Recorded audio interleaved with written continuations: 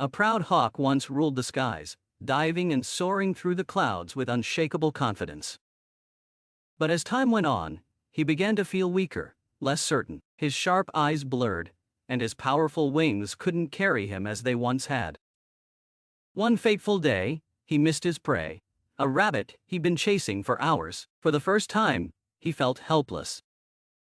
The mighty hunter became a shadow of himself, unsure of his place in the vast sky. He perched silently on a distant cliff, watching the younger hawk soar, feeling lost.